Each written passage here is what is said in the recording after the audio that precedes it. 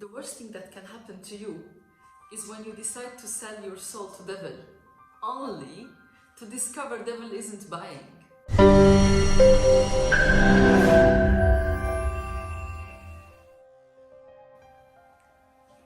Hi, this is Manya from People Who Read, and today I'm gonna talk about salaries, how your salaries is being decided, how the salaries generally is taking into consideration if to decrease or increase.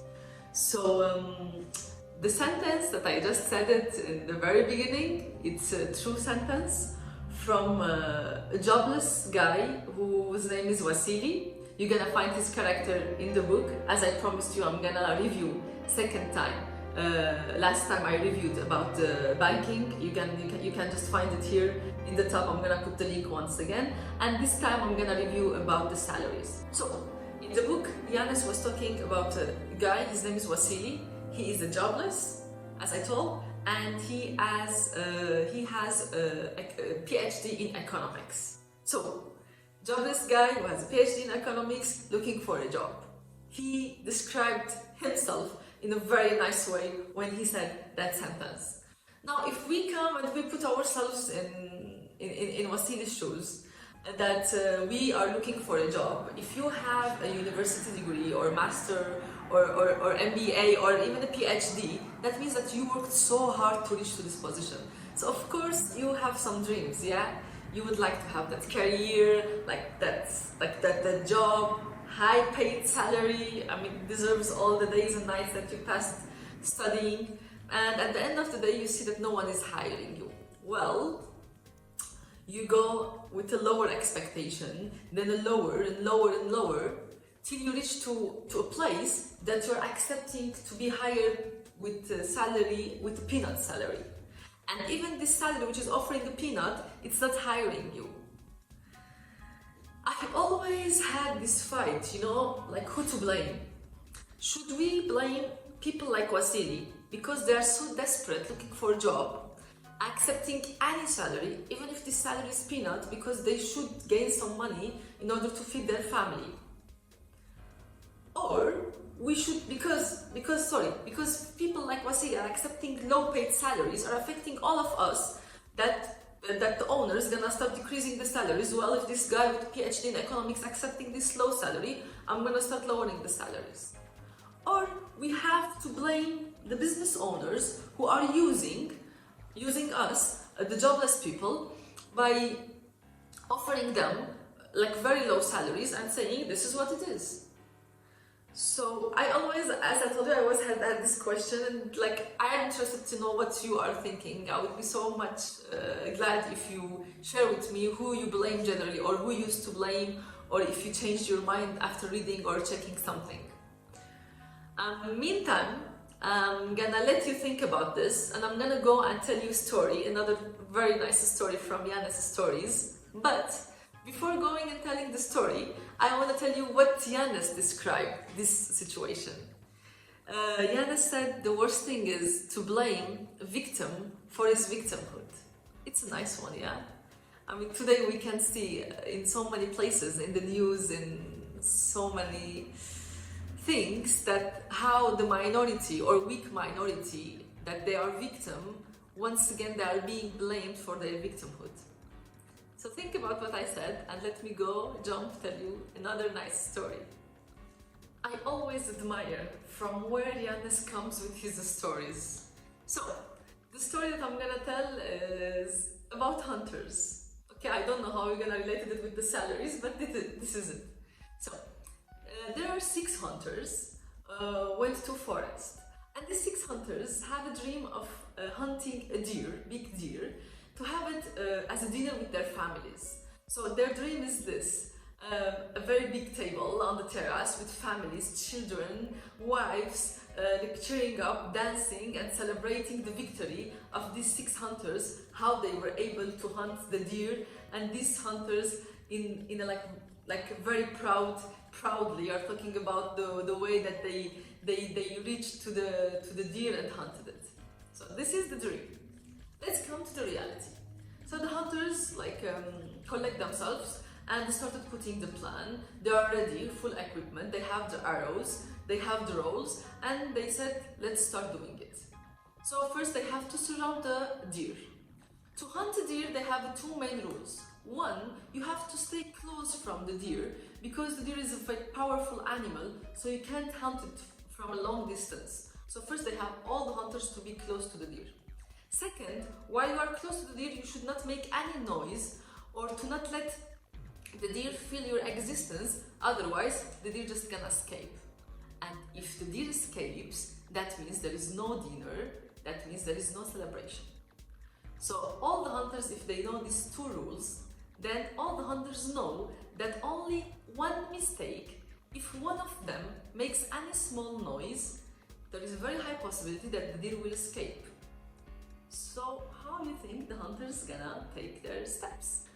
If from these 6 hunters, only one of them has a doubt that this my friend, I'm sure he's gonna make a noise. I don't trust him so much. I don't know if we should have brought it with us. If only one hunter doesn't trust his friend, he's gonna start thinking, okay, now if this man makes a mistake, accordingly the deer is gonna feel us, so it's gonna escape. You know what? This forest has rabbits as well. I mean, I don't want to go to home like with an empty hands and my family waiting me for a dinner. Forget about that nice terrace dinner. Let me just take something for my family. And he starts looking for a rabbit because he knows the same forest has rabbits. And rabbits is easy to be hunted, so he can hunt one rabbit easily. And he knows that rabbit can feed only one family. In this case, he has to do his job secretly without telling all the other 5 hunters that, look guys, I don't trust one of you, I'm gonna hunt by myself rabbit. While the others are thinking this one hunter is still in the plan and is doing his job, this one hunter is busy by hunting a rabbit. So this is the dilemma of the hunters. All of them have the same dream. Even this one hunter that was looking for a rabbit, in reality he wants that one nice, like, big terrace dinner where he's proud how he was like collaborating with to kill this deer. All of them, they have this nice dream, but all of them don't have enough trust to each other to believe and go without cheating or, like, let's say, ruining the plan of each other. What I'm gonna try to say is the following. For any collective success, it is not enough to have a dream. You should have a dream. It is not enough to be dedicated. You have to be dedicated. But you should have belief, trust for your colleagues, for your friends, for your hunter friends, that they will do the job as good as you're gonna do. Only that time, all of you are gonna put all your efforts in the best way and you're gonna achieve it. So this is about the hunters and this is about the collective success. I didn't forget about Vasily. I told you to think about him. And now after the story, I'm gonna come once again to our friend, jobless Vasily, who was looking for a job.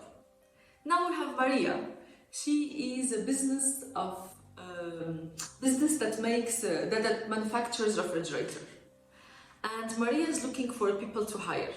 Hallelujah! So Maria checks the CV of Vasily and she says, basically this guy can help me. Like, one, I need someone who can help me to manufacture 5 more fridges per day because I'm thinking to grow. And in order to grow, I need someone who can put a plan and help me to get my business bigger by manufacturing 5 more fridges per day. And if he can achieve this, I am ready to pay the high salary that he's asking for. That's good. Now Maria, before she goes and makes the offer to Vasily, she has to make some calculation. The calculation number 1 is like, if I manufacture 5 more fridges a day, are there people outside interested to buy new fridges? And 2, is it possible that even if there are people outside, are they gonna pay high amount because my fridges are a little bit expensive comparing to the market? While she's making these calculations, she starts checking outside. I mean, I cannot take a decision without knowing what's happening outside. So she checks the market overall. How is the economy doing in the country, in the city? Are people taking their salaries on time? Is the salaries that the people are taking enough to feed their family? I mean, do they have an extra money above their salaries in order to pay for new fridges? While she's asking herself and making all these questions, suddenly she receives an email. So Maria receives an email. What is the subject of the email? I'm gonna read it as it is from the book. It's just one line. So, trade union bosses declare readiness to see wages of their members fall by 20% in order to boost jobs. What this email means that the union bosses are suggesting to decrease the salaries by 20% in order to help opening new vacancies. And if they open new vacancies, maybe our friend jobless Wasili is gonna be hired. So they are suggesting to decrease the salaries and hire more people. Now, when Maria receives this email, typically she will have one of these two actions. Action number one is, wow, that's it.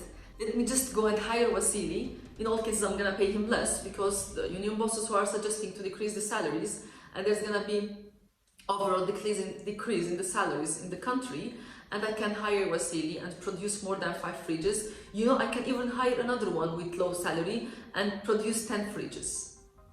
2, if Maria is smart and she understands from the economy a little bit, she's gonna say, oh my God, what's happening? If the union bosses are suggesting to decrease the salaries, that means the economic is really not good. Now people will take 20% less than what they were taking originally, and life will be even harder on them. And who will have an extra money to buy fridges? So I don't think it's a good idea to hire Wasili. Accordingly, she will not hire Wasili. If Maria is smart and careful, she will even think that, you know, I'm not gonna hire Wasili, but even my competitors, they will not thinking of growing their business. I mean, maybe no one will hire. Let's at least stay the place we are, to not lose money, to not lose our employees, and in all cases I'm gonna decrease it 20%. So who's deciding? The owners or Wasili? Let me continue. Let's see where we're gonna reach. Where we go back now and we match all the stories together. The story of the hunter, the story of Wasili who's not finding a job, the story of the businesswoman. She's thinking what the others gonna do, accordingly how she's gonna act. So there is the one common point. We can match all the stories together on the one common point. It's like when the group is optimistic, optimism is self-fulfilling. When the group is pessimistic, the pessimism is self-fulfilling. Don't be afraid, I'm not gonna finish the video before telling who to blame. So are we gonna blame Wasili and people like him who are accepting like low-paid jobs only to survive? Or are we gonna blame the business owners who are like decreasing salaries or not hiring anymore because they know that there is no business outside? My reply is none of them. We have to blame the policies of austerity, or as it's known, neoliberal economics. If you never heard about this word, I really ask you to go and check on Google and see what this means. Stay safe, stay home, and keep reading.